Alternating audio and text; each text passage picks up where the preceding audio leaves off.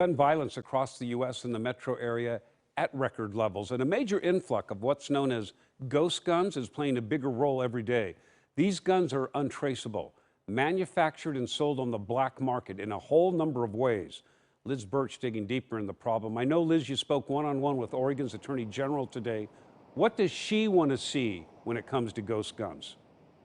Jeff, it's interesting. When I talked to her today, she told me that she wants to push legislation through that would essentially ban ghost guns in Oregon.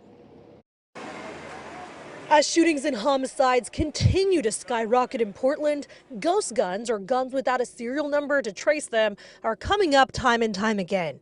Just this week in the highly publicized murder trial of Nancy Brophy, the prosecution accused her of researching and buying a ghost gun kit. Last month, a grand jury indicted a felon after investigators discovered a ghost gun manufacturing operation at a home in Salem. This is a very, very serious problem. That's why Oregon Attorney General Ellen Rosenblum tells me she's championing legislation to try to make ghost guns essentially illegal. The most recent bill tried to punish manufacturing or selling an undetectable firearm, as well as punishing possessing or selling an untraceable firearm.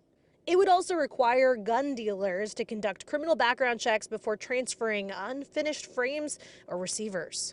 Let's face it. Why would a person who is entitled to have a gun want to go out of their way to have an unserialized gun? It's for people, unfortunately, it's a market for people who can't otherwise obtain a gun, people who have convictions, who have felony convictions. Rosenblum tells me today some of them are undetectable. If they're made on 3D printers, which some are, they are undetectable through security devices, metal detectors. Her previous attempts have failed, but she'll try again to get lawmakers to pass a bill banning ghost guns next spring. You say in the past you were trying to get ahead of this. Are you frustrated that more hasn't been done?